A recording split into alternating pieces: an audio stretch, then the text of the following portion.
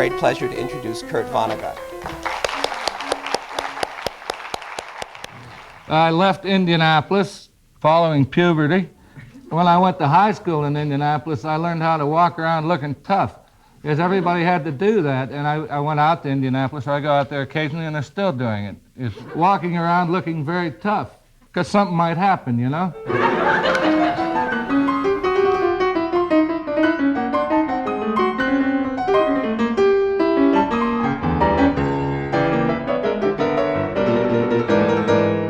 I was raised by a black maid by the name of Ida Young. I probably talked to her more than anybody, so whatever is nutty about me was nutty about her too, I think, because I saw a lot more of her than I did of my parents. Here comes a rather intimate part, as I used to keep it a big secret, and I used to have awful guilt feelings. My mother was crazy toward the end. She was all right in the daytime unless you tried to take her picture, where you get a bizarre reaction. At night, she would really get wild, squaring people away and crashing around the house.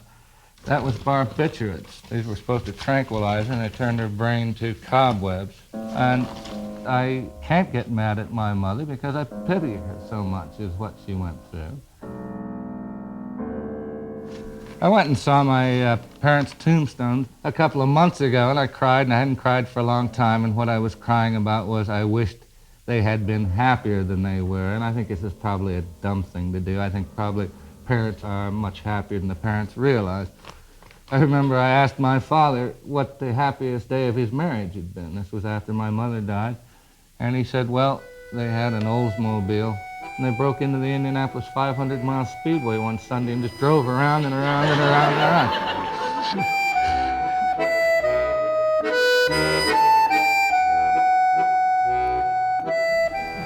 I've heard that a writer is lucky because he cures himself every day with his work.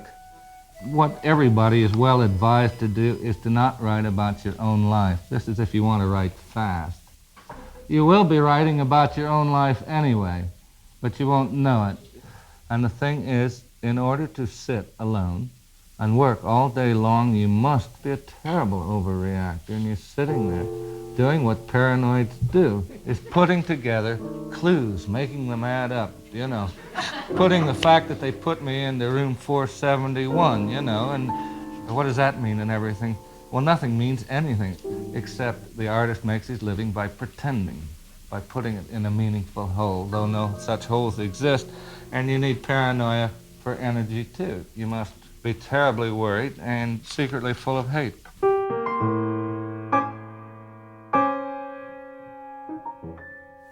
I am now older than George Orwell when he died. I'll soon be older than Jack Kerouac when he died. Anyway, I've wondered why all these people kill themselves. And I think that writers, creative writers, are in the process of becoming. They are humanity becoming. It's like reaching into the mouth of a student and taking a hold of a piece of tape in the back of the mouth without getting bitten, and seeing what the hell's written on it, and then just keep pulling it out. And the person doesn't know what the hell it is. And I think it becomes an exhausting thing to do. That's about it. A lot of people decline to do it anymore. It becomes too unpleasant.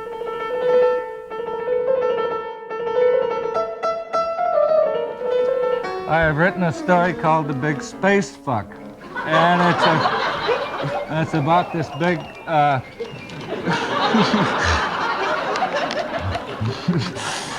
It's about the end of the world. All that are left are lampreys and human beings, and they're turning into man-eating lampreys. The space program now has built this enormous spaceship, and the hope is that human life will somewhere go on. It's got a big warhead on it filled with sperm, you see. And they're firing this thing out there, hoping it'll hit something, you see, and life...